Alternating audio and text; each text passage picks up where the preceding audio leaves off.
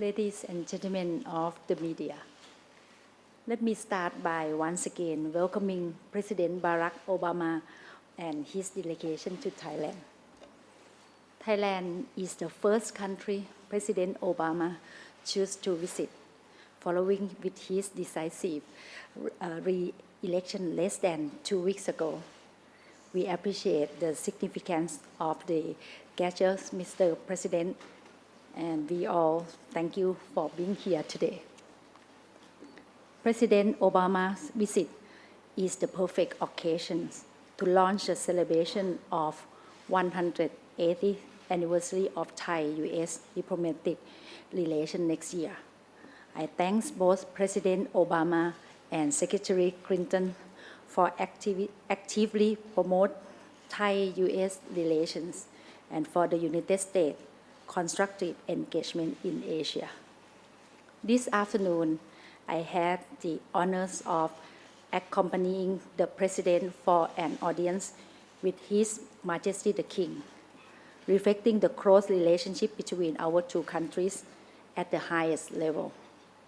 Lastly, at the bilateral meetings, we had productive and wide-ranging discussion in an atmosphere of friendly partnership. Thailand is the oldest treaty ally of the U.S. in Asia, and a long-lasting one because of our shared commitment to democracy, human rights, and free markets. I expressed to the President that it is my firm commitment to the people to preserve and protect democratic system, and I appreciate the President's support of democracy in Thailand, and I agree with him that democracy will lead to economic process. As we agree that celebrating last success is not enough, we look to the future and to build an even stronger strategic partnership that benefit both countries and indeed the broader regions, ASEAN and Asia Pacific. On the economic front, to generate growth and create jobs for both Thai and Americans, the President and I agree to redouble our effort to promote trade and investment and people-to-people exchange. We will also strengthen our cooperation in energy and food securities. Furthermore, we agree that Thailand is a strategic location and a hub for ASEAN connectivities and the ASEAN Economic Communities AEC. We will work together to make the regions an engine of growth, contributing toward global economic stabilities and sustainability. Within this context, I inform the President that Thailand will initiate negotiation on the Trans-Pacific Partnership or TPP, which will engage all stakeholders and undertake the necessary domestic legislative process to make it become a reality. The President and I had wide-ranging discussion about regional issues, and I welcome his upcoming historic visit to Myanmar and Cambodia. We welcome the United States' renewed focus on Southeast Asia and believe our bilateral partnership can help contribute to regional peace, security, and prosperity. But our cooperation goes beyond the regions. At the global level, Thailand is concerned with the threat of weapons of mass destruction or WMD. Therefore, I inform the President that Thailand will join the Proliferation Security Initiative or PSI. We believe that PSI will help prevent WMD from falling into the wrong hands, which is in the shared interest of all. The President and I also discussed on how to tackle transnational crimes and, in particular, human trafficking. I reaffirm my commitment to fight human trafficking, which equal to modern slavery. We also discussed cooperation on combating terrorism, and how to deal with the climate change issue, especially in the term of disaster relief. Finally, we recognize the importance of continued high-level exchange and consultation between our two countries.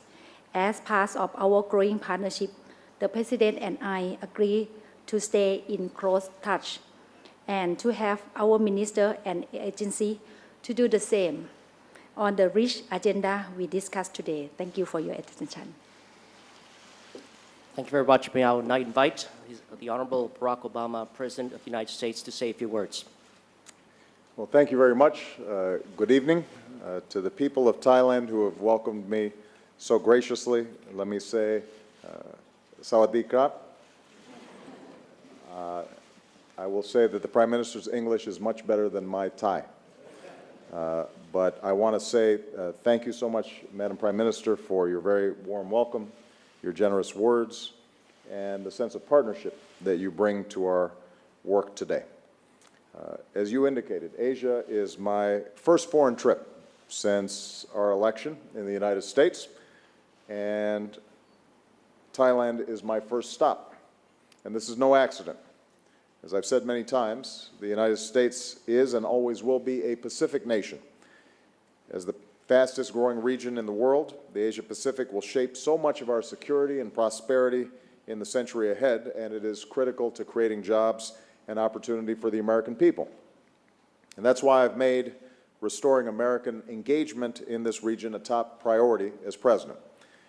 And the cornerstone of our strategy is our strong and enduring treaty alliances, which includes our alliance with Thailand. Thailand is America's oldest friend in Asia. Next year will mark 180 years of diplomatic relations. We've been treaty allies committed to our common defense for nearly 60 years. Our men and women in uniform have stood together, and they've bled together. Our business people and our entrepreneurs work together to create jobs for both of our peoples. Our diplomats, development experts, researchers, and student partners every day work together so that our citizens and the people across this region can live in peace and security and dignity. Most recently, the people of Thailand have worked to restore and strengthen your own democracy, and we are very admiring of the efforts that have been made. Earlier today, I had the great honor of having an audience before His Majesty the King, a leader of wisdom and dignity who embodies the identity and unity of this nation. And today, I'm proud to stand beside the democratically elected leader of Thailand and to reaffirm the importance of upholding democracy, governance, rule of law, and universal human rights, all of which I know, Madam Prime Minister, that you believe in very deeply. When we met in Bali last year, the Prime Minister and I discussed how we could deepen and broaden the partnership between our countries.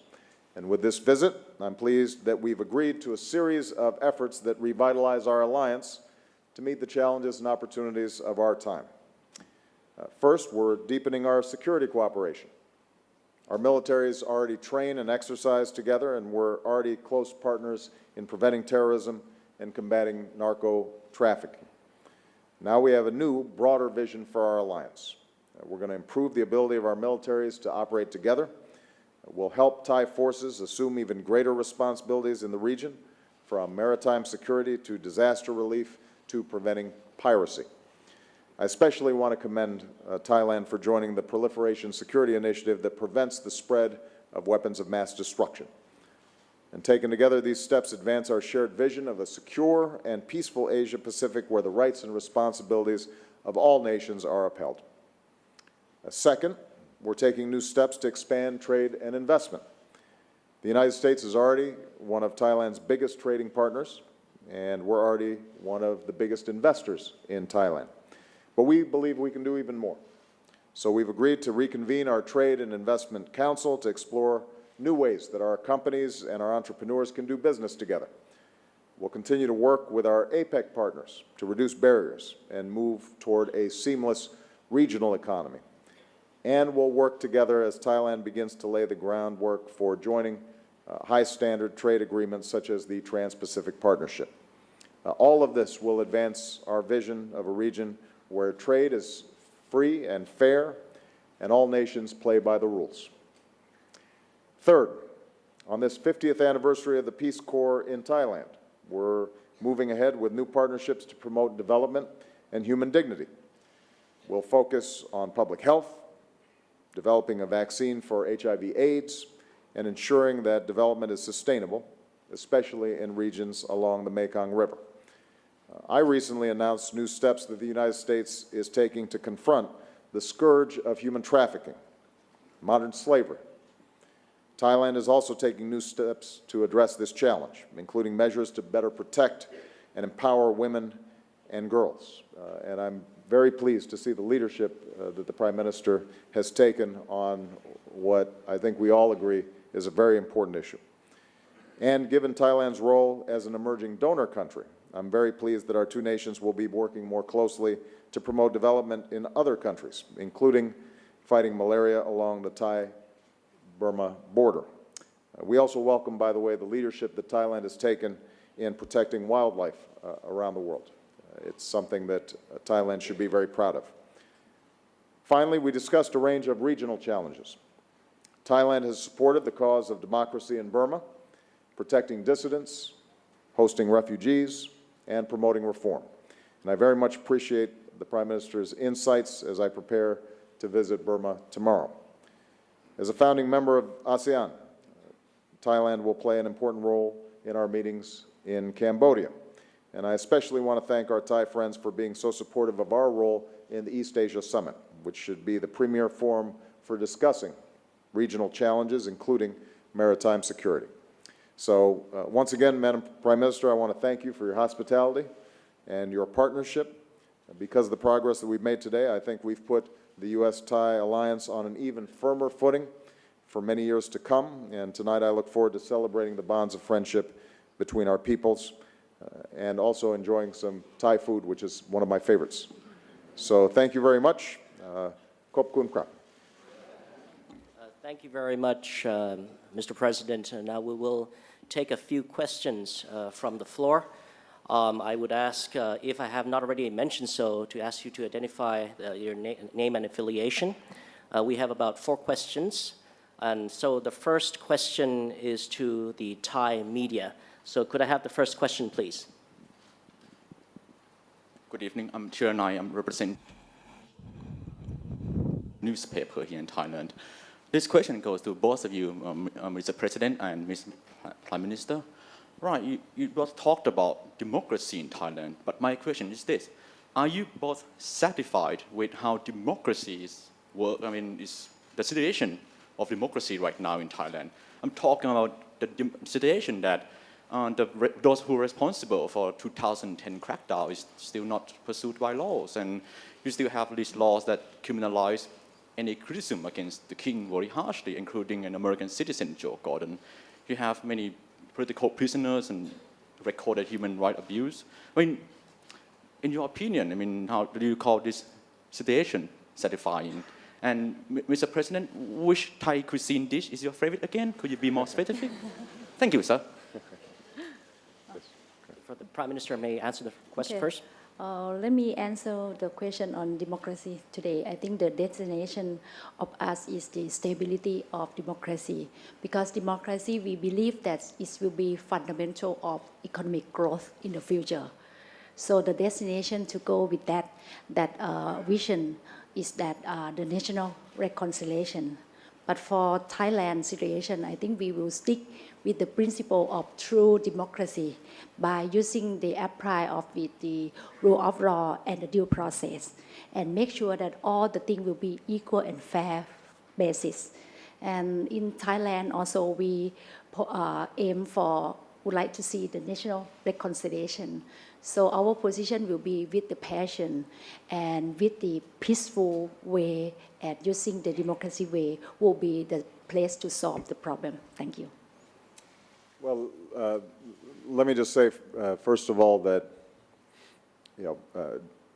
democracy is not something that is static. It's something that we constantly have to work on.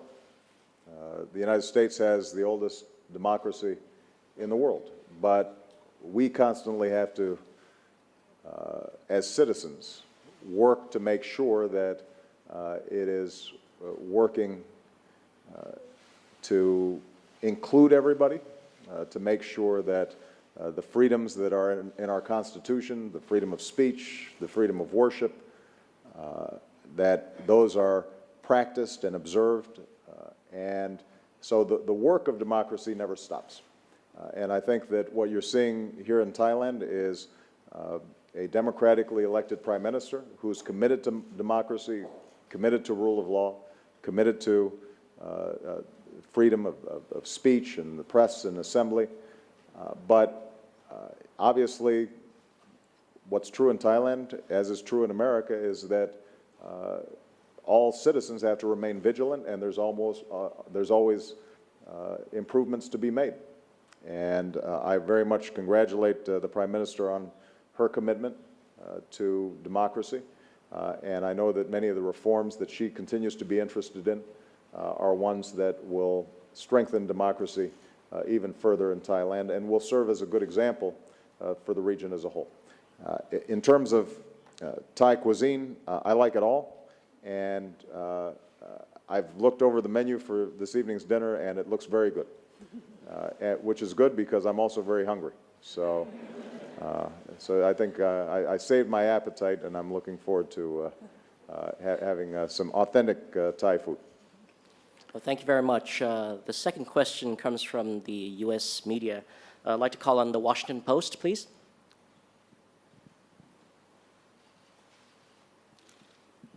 Thank you very much, Madam Prime Minister. Thank you for hosting us with the American media as well as the rest of the President's delegation.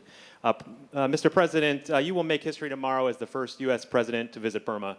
But human rights activists have warned that your trip is premature given the escalating ethnic violence that have left hundreds dead and up to 100,000 people displaced in that country. Your own NSC Director for Human Rights said the other day that people are, quote, living in fear and terror. Why are you moving so quickly to endorse the Burmese leadership and reward them with a personal visit? And given some of the recent setbacks to democratic movements in the Middle East, why are you so confident that the Burma will continue down the path of reform?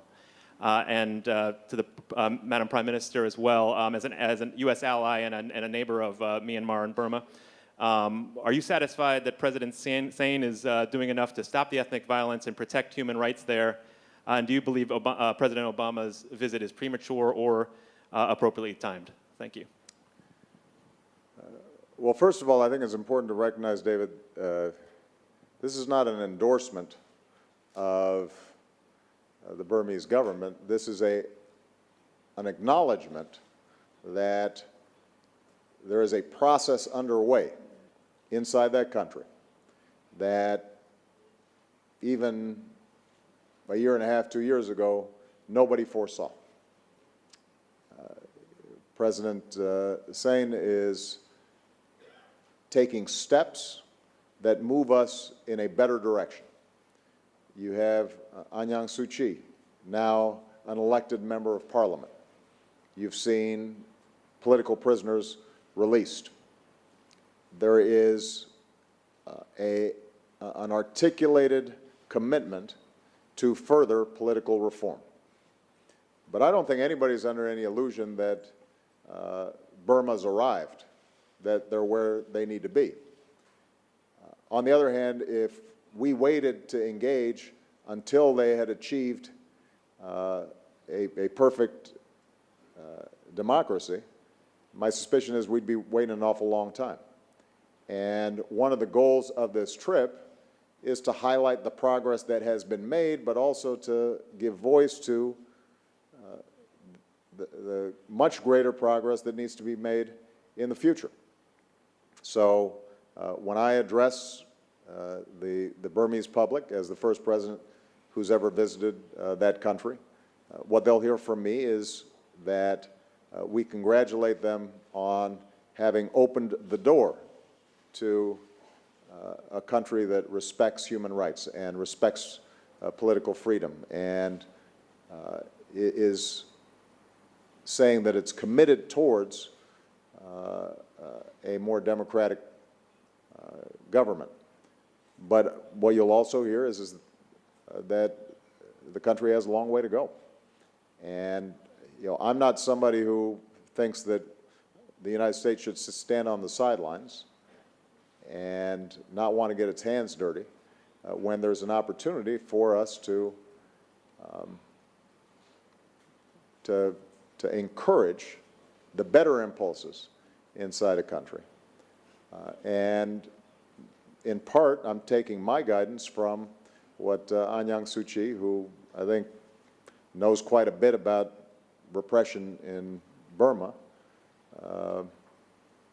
sees as the best means to continue the development and progress that's being made there. When she visited me in the Oval Office, she was very encouraging of the prospects of a visit.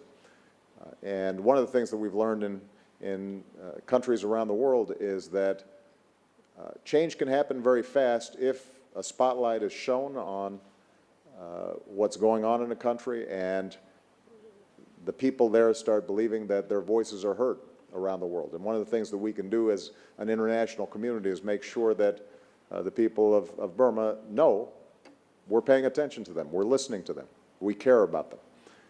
And this visit allows me to do that in a fairly dramatic fashion.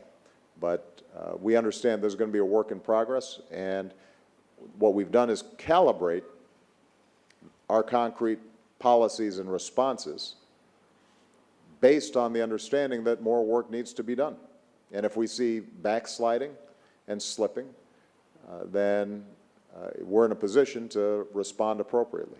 But my hope is that we will continue on a positive track, and hopefully my visit will be able to encourage that. For myself, I think on the case of the Myanmar situation, I think now we can see that from my observation, and also I have several chances to visit in Myanmar, we see a lot of progress on the political reform from the government. And I think from the basic that we have been told you that I think we believe that the fundamental of economic growth and the prosperities is stability of democracy. Because people in the region, we believe that democracy will be the way for the country to keep free and fair and also reduce the gap of the people. So that's why we believe this is the right destination. So in the case of Myanmar, Thailand as our neighbor country of Myanmar, so we want to help our neighbor with very sincerity, and truly we want to see people of Myanmar to have the better life, to have the better education, to have better development. If we leave them far away and we close that gap, so I don't think we can be able to raise up the profile of our regions, and especially on the year 2015 will be the year of the communities of ASEAN as one. So it will be necessary for us to work closely with Myanmar to make sure that the political reform will come in the right track. But for us alone, I think we need the support from international to keep the way, because Myanmar also already opened the door. So I think this is the important for international country to work with them, helping them, and make sure that they bring the true democracy in terms of the real democracy that the international law with the practice, and close the gap and make sure that people will have better life and better job. Thank you. Thank you very much, Mr. President, Madam Prime Minister. The third question goes to the Thai media. Please state your question. Thank you, Madam Prime Minister and Mr. President. I'm Natha Gomonwatin from Thai Public Broadcasting Service. First question I'd like to ask Mr. President, what are your priorities in your new Asia policy, and where does Thailand fit in that policy? And to Madam Prime Minister, what is the plan of the Thai government in pursuing TPP with the US? Thank you. Well, when when I announced our desire to pivot and focus on the Asia-Pacific region, in part it was a response to a decade in which we understandably, as a country, had been focused on issues of terrorism, the situation in Iraq and Afghanistan, and as a consequence, I think we had not had the same kind of presence in a region that is growing faster, developing faster than any place else in the world. And we've historically been an Asia-Pacific power. And I wanted to make sure that all our friends and partners throughout the region understood that we see this as a central region for our growth and our prosperity. And it's not one that we can neglect. So in terms of my priorities, number one, expanding trade and investment. We believe that in working with countries in the region, we can create more jobs and more opportunity for our own people in the United States and for people in the region. And obviously, we already have a strong trade and investment relationship with a country like Thailand, but we think we can do even more. And the Trade and Investment Council that we've set up will further explore ways in which we can synchronize our economies so that entrepreneurs and business people who want to trade, want to produce products, want to take advantage of opportunities in both countries will have an easier time doing so. A second priority is maintaining the stability that allows for prosperity, and that means that our security arrangements in the region are extremely important. Once again, Thailand is a central part of that. As our oldest treaty ally in Asia, one that has not only worked with us here regionally, but also does outstanding work performing peacekeeping activities around the world. I want to make sure that we continue to strengthen those relationships, not only for purposes of dealing with potential security threats, but also humanitarian responses. We've seen in this region a number of devastating natural disasters, and when we have strong cooperation and training between our countries, then we're in a stronger position to respond quickly. And Thailand, I think, having experienced its own floods, understands the importance of this. A third area that's important is human development. We've already discussed how important it is for us to work together on issues of human trafficking and forced labor. We all believe that our countries will prosper if children are getting a good education, if public health systems are set up to deal with issues like HIV/AIDS or drug-resistant malaria. Those are all issues where countries working together can do more than countries working by themselves. And so scientific exchanges, medical exchanges,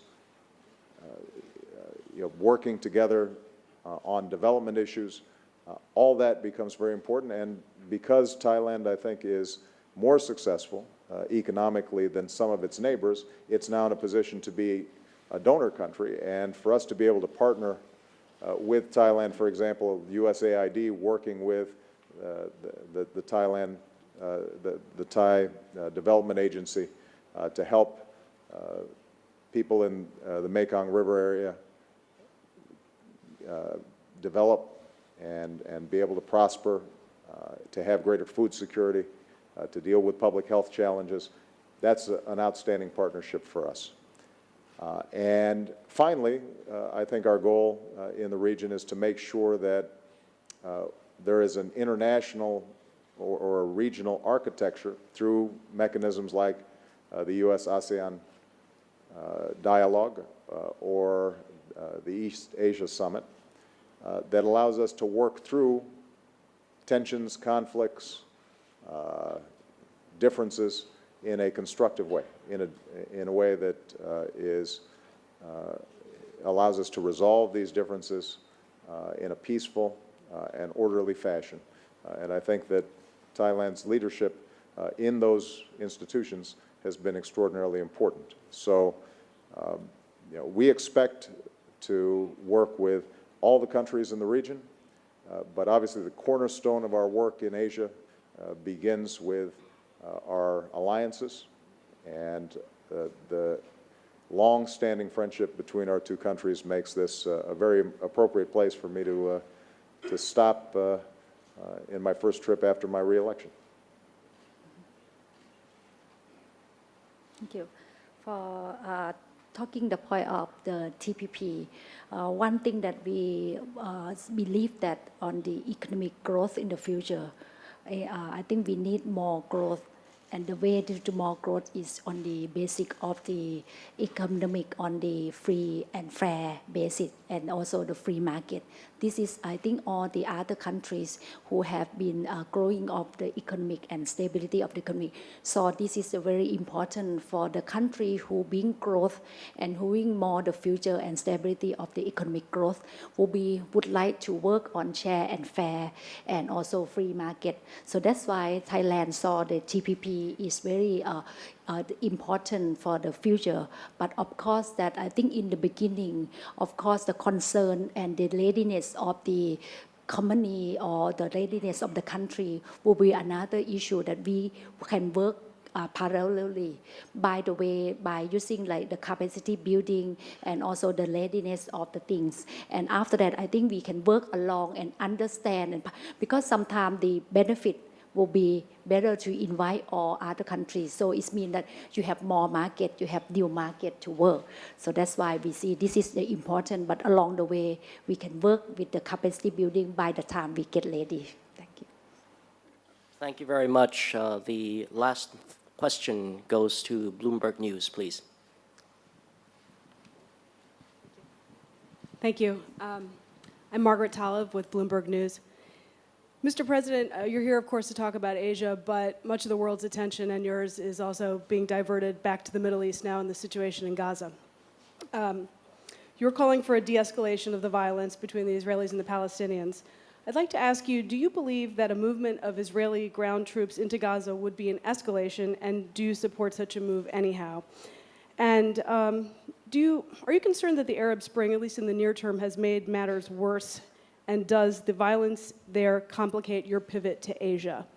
And Madam Prime Minister, you may know the President's first visit today was to the Royal Monastery, where he told a monk that he will need a lot of prayer to help the U.S. avoid a fiscal crisis.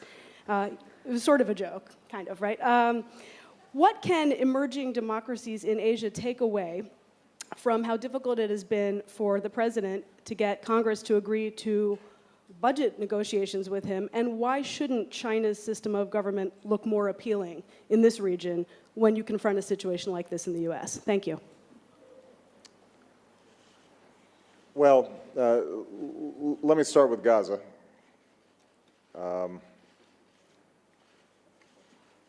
Let's understand what the precipitating event here was that's causing the current crisis. And that was an ever-escalating number of missiles that were landing not just in Israeli territory, but in areas that are populated. And there's no country on earth that would tolerate missiles raining down on its citizens from outside its borders. So we are fully supportive of Israel's right to defend itself from missiles landing on people's homes and workplaces and potentially killing civilians. And we will continue to support Israel's right to defend itself. Now, what is also true is that we are actively working with all the parties in the region to see if we can end those missiles being fired without further escalation of violence in the region.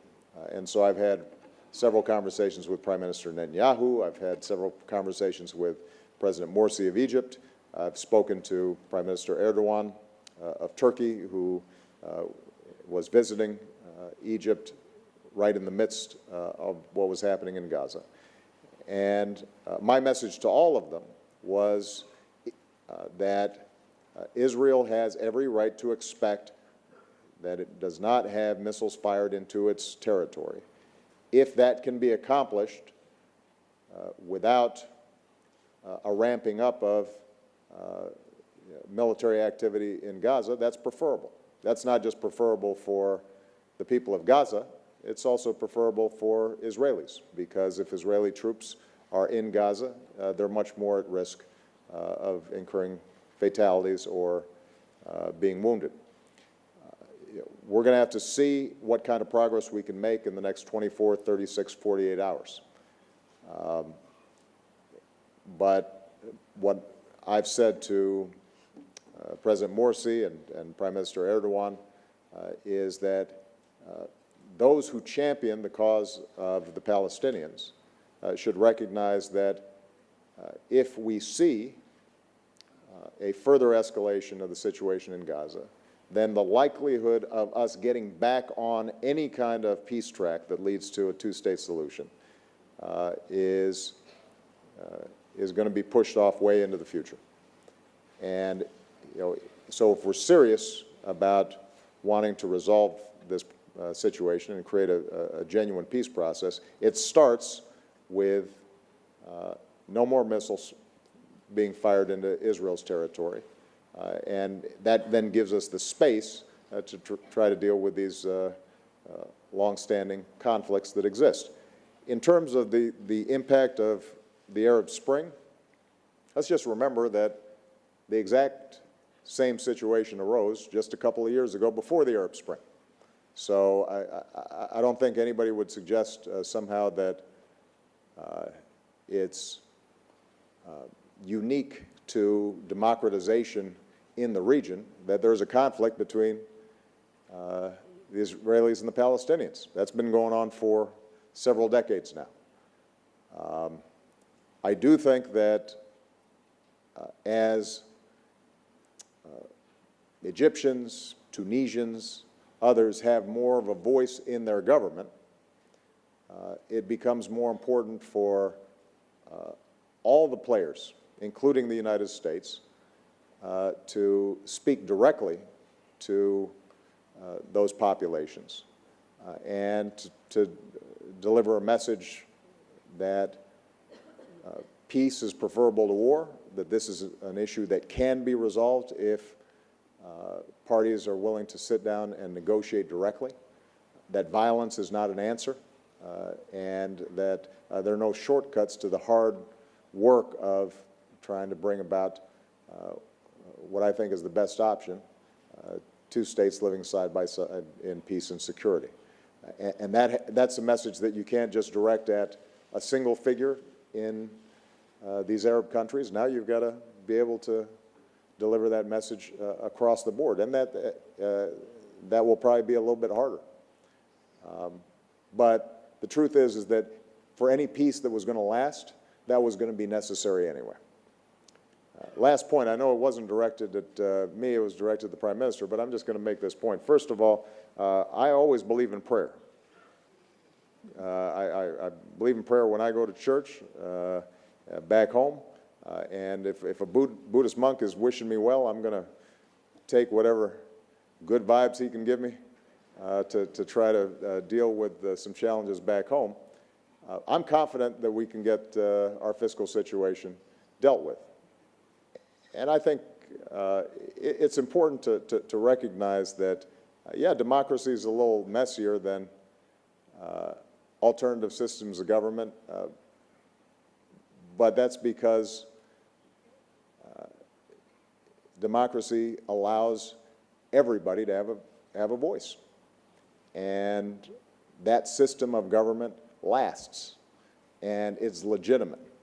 And when agreements are finally struck, you know that nobody's being left out of the conversation. And that's the reason for our stability and our prosperity.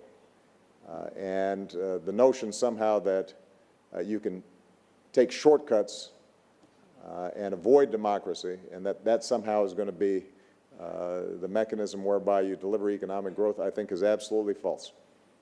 I think over time, when you look at the most prosperous nations on this earth, they are the ones in which every individual, every citizen feels like if they put in the effort, if they're working hard, that those efforts bear fruit, that a government respects them and observes rule of law and doesn't take their property